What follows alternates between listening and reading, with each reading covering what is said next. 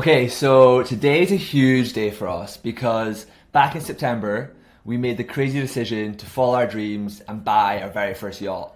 Now today we're in France and we're about to head out to the factory to see our boat for the very first time.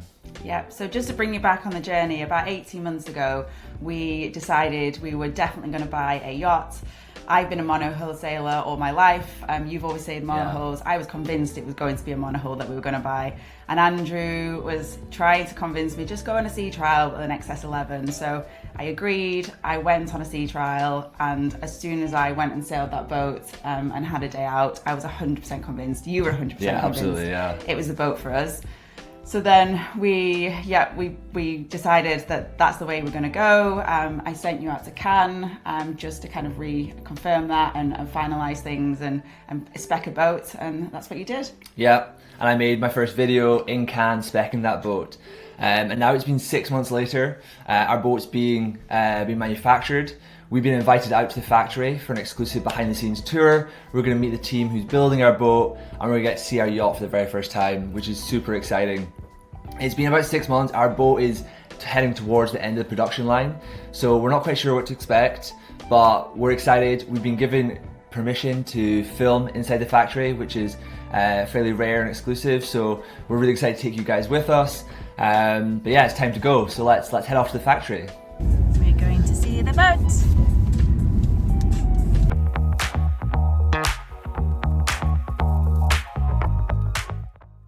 We met up with Matt and Camille, who are part of the Excess team, and they gave us an exclusive tour around the factory.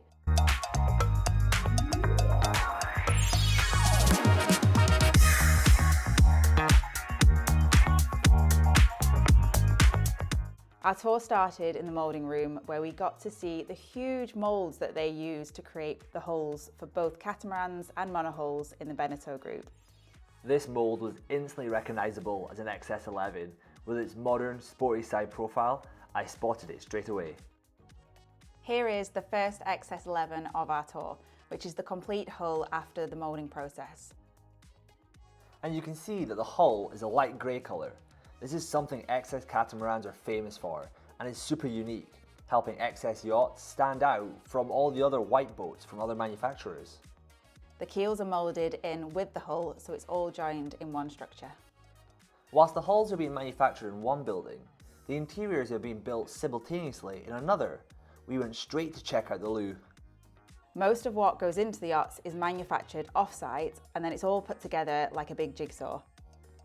Now, not only does each yacht have a different spec, they're also making different models on the same production line at exactly the same time. This blew our minds at how complicated this is, but they're so organised with it all. Everything is weaved in through the hull so neatly that you forget how much goes into all the nav systems, lighting, electric heads, and all the other bits of kit that we just take for granted when we're sailing. Okay, so now we're getting to an almost finished product.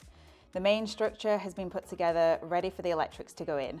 We spent the whole tour trying to spot our boat. We couldn't wait to see her, but we didn't know at what stage of production she was at.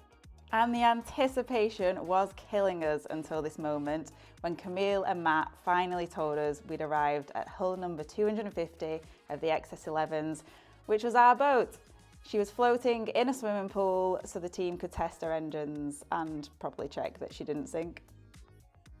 So come with me and have a look. This finally felt so real. Yes, okay, there's a bit of work, as you can tell, to get the finished product, but it's been 6 months since we put a deposit down and spec'd her out, so this was a magical moment to see her for the first time. We're getting delivery in about a month, so the main things outstanding are some of the fixtures and fittings and furnishings, like the beds, sofa and dining table, all the things to make it feel comfy and luxurious when we sail.